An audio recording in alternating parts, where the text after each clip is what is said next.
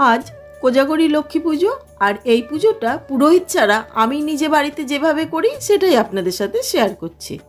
সকালে উঠে সমস্ত কাজ সেরে স্নান সেরে ভোগটা আগে বানিয়ে নিয়েছি। ভোগে বানিয়েছি খিচুড়ি, ফুলকপির তরকারি, চাটনি, 7 রকমের ভাজা, পায়েস, শাক। ভোগ রান্না করে নেওয়ার পর কিছু ফল কেটে নিচ্ছি, আখ, নাশপাতি, আপেল, কলা, শসা। তবে কলা আমরা বটি, চাকু এরকম কোনো ধারালো জিনিস দিয়ে কাটি না, আমরা বাটি বা গ্লাস দিয়ে দেখুন এইভাবে কেটে নিই। ফল কাটা হয়ে গেছে, এখন আমি নারকোল কুড়িয়ে নেব। নারকোলটা আমি একটু বেশি পরিমাণেই কোড়াই, কারণ অনেক কিছুতেই ব্যবহার করি। এখানে চিড়ে ধুয়ে নিয়ে ভিজিয়ে রেখেছিলাম, এবার তাতে আখের গুড় দিয়ে দিচ্ছি ফোপড়া, তালের ফোপড়া, এটা আমাদের দিতেই হয়। তার উপরেও আমি নারকোল কোড়া দিয়ে দিলাম। এবার আমি নৈবেদ্য সাজিয়ে নিচ্ছি। 5টা এখানে পঞ্চদেবতার নামে অর্পণ করব। কোজাগরী লক্ষ্মী পুজোর দিন আমি নারায়ণ পুজোও করে থাকি, সেই জন্যে সিন্নি মেখে নিচ্ছি। কলা, চিনি প্রথমে চটকে নিচ্ছি, এতে করে কলাটা খুব ভালো মতন ম্যাশ হয়ে যায়। তার মধ্যে এবার আটা বা ময়দা যে যেটা দিবেন দিয়ে, তার মধ্যে দুধ, নারকোল কোড়া দিয়ে খুব ভালো করে মেখে নিয়ে কিশমিশ দিয়ে সাজিয়ে অর্পণ করে দিচ্ছি।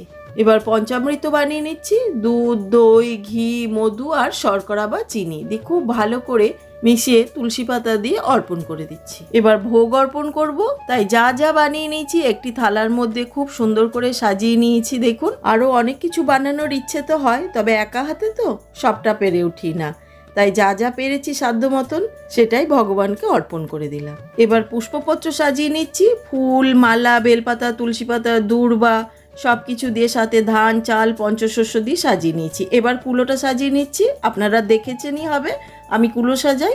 প্রথমেই 4টে কাঠার মধ্যে ধান, সর্ষে, ধনে, মুরকি দিয়ে দিচ্ছি। এবার কাঠাগুলির ওপরে পদ্মবীজ, কড়ি, কয়েন দিয়ে সাজিয়ে নিচ্ছি।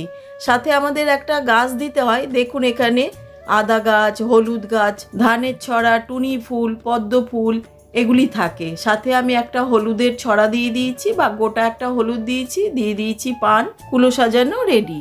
এবার ঘট সাজিয়ে নেব। তার জন্য জলপূর্ণ ঘটের মধ্যে একটা কয়েন, একটা কড়ি আর একটা সুপুরি দিয়ে দিচ্ছি। এবার ঘটের ওপরে সিঁদুর দিয়ে মাঙ্গলিক চিহ্ন সেটা করে নিচ্ছি। আমের পল্লব নিয়ে নিয়েছি, তাতেও সিঁদুরের ফোঁটা দিয়ে দিয়েছি। একটা শীষশুদ্ধ বা বোটাশুদ্ধ ডাব নিয়ে তাতে ওই মঙ্গল চিহ্ন করে নিয়ে ঘটের উপরে স্থাপন করে দিলাম।